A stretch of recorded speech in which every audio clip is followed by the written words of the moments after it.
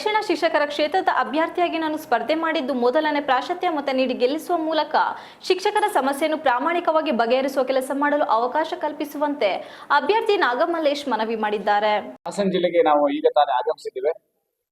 ನಿಮ್ಮನ್ನೆಲ್ಲ ಉದ್ದೇಶಿಸಿ ಮಾತಾಡಬೇಕು ಅಂತ ಹೇಳಿ ಜೂನ್ 3ನೇ ತಾರೀಕು ಚುನಾವಣೆ, ದಕ್ಷಿಣ ಶಿಕ್ಷಕರ ಕ್ಷೇತ್ರದ ಚುನಾವಣೆಗೆ ನಾವು ಸ್ವತಂತ್ರ ಅಭ್ಯರ್ಥಿಯಾಗಿ ನಿವೃತ್ತ DDP ನಾಗಮಲ್ಲೇಶ್ ಅವರನ್ನ DDPU ಅವ್ರನ್ನ ಅಭ್ಯರ್ಥಿಯಾಗಿ ಘೋಷಣೆ ಮಾಡಿ ಅವ್ರನ್ನ ಕಣದಲ್ಲಿ ಇರಿಸಿದ್ದೇವೆ.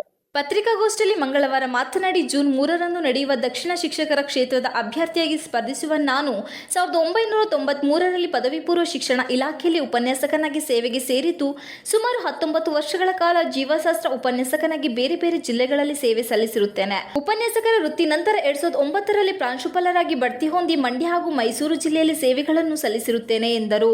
ಮೈಸೂರು ಜಿಲ್ಲೆಯ ಪ್ರಾಂಶುಪಾಲರ ಸಂಘದ ಖಜಾಂಚಿಯಾಗಿ ಹಾಗೂ ಅಧ್ಯಕ್ಷರಾಗಿ ಕಾರ್ಯನಿರ್ವಹಿಸುತ್ತಿರುತ್ತೇನೆ.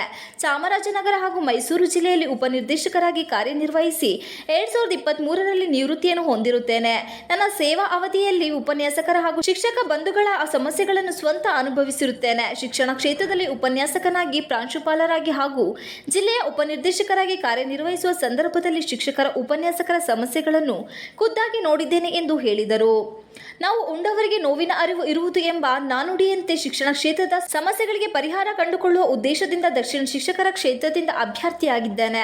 ಶಿಕ್ಷಕ ಹಾಗೂ ಉಪನ್ಯಾಸಕ ಬಂಧುಗಳ ಸಮಸ್ಯೆಗಳನ್ನು ಬಹಳ ವರ್ಷಗಳಿಂದ ಮುಂದುವರಿಸಿಕೊಂಡು ಹೋಗುತ್ತಿರುವ ವ್ಯವಸ್ಥೆಗೆ ತಾರ್ಕಿಕ ಅಂತ್ಯವನ್ನು ನೀಡಬೇಕಿದೆ. ಶಿಕ್ಷಕರ ವೃತ್ತಿ ಧರ್ಮಕ್ಕೆ ಘನತೆ ತಂದುಕೊಡುವ ಉದ್ದೇಶದಿಂದ ದಕ್ಷಿಣ ಶಿಕ್ಷಕರ ಕ್ಷೇತ್ರದಿಂದ ಸ್ಪರ್ಧಿಸಿದ್ದೇನೆ. ಚಿಂತಕರು, ಪ್ರಜ್ಞಾವಂತರು, ಸುಸ್ಥಿರ ಸಮಾಜದ ನಿರ್ಮಾಪಕರಾಗಿರುವ ನಾವುಗಳು ನಮಗೆ ಮೊದಲ ಪ್ರಾಶಸ್ತ್ಯ ಮತವನ್ನು ನೀಡುವ ಮೂಲಕ ಶಿಕ್ಷಣ ಕ್ಷೇತ್ರದಲ್ಲಿ ಹೊಸ ಆಯಾಮವನ್ನು ನೀಡಲು ನನಗೆ ಅವಕಾಶ ಮಾಡಿಕೊಡಬೇಕೆಂದು ಈ ಮೂಲಕ ತಮ್ಮಲ್ಲಿ ಕೋರುತ್ತೇನೆ ಎಂದು ಹೇಳಿದರು. ತಾವುಗಳು ನನ್ನನ್ನು ಆಯ್ಕೆ ಮಾಡಿದರೆ ಕೆಳಕಂಡ ವಿಷಯಗಳ ಆದ್ಯತೆಯಂತೆ ಪರಿಗಣಿಸಿ ನ್ಯಾಯ ಒದಗಿಸಿಕೊಡಲು ಬದ್ಧನಾಗಿದ್ದೇನೆ.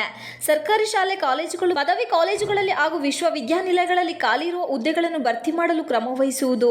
ಶಿಕ್ಷಕರಿಗೆ ಕಾಲಕಾಲಕ್ಕೆ ನೀಡಬೇಕಿರುವ ಬಡ್ತಿ, ಕಾಲಮಿತಿ ಬಡ್ತಿಗಳ ವಿಳಂಬವನ್ನು ಸರಿಪಡಿಸಲು ಕ್ರಮ ವಹಿಸಲಾಗುವುದು ಎಂದರು. ಶಾಲಾ ಕಾಲೇಜುಗಳಿಗೆ ಸುಸಜ್ಜಿತ ಕಟ್ಟಡ ಹಾಗೂ ಮೂಲಭೂತ ಸೌಕರ್ಯಗಳನ್ನು ಒದಗಿಸಲು ಶ್ರಮಿಸುವುದು. ಶಾಲಾ ಕಾಲೇಜುಗಳು ಹಾಗೂ ವಿಶ್ವವಿದ್ಯಾಲಯಗಳಲ್ಲಿ ಬಹಳ ವರ್ಷಗಳಿಂದ ಖಾಲಿ ಇರುವ ಬ್ಯಾಕ್ಲಾಗ್ ಹುದ್ದೆಗಳನ್ನು ಭರ್ತಿ ಮಾಡಲು ಕ್ರಮ ವಹಿಸಲಾಗುವುದು ಎಂದರು.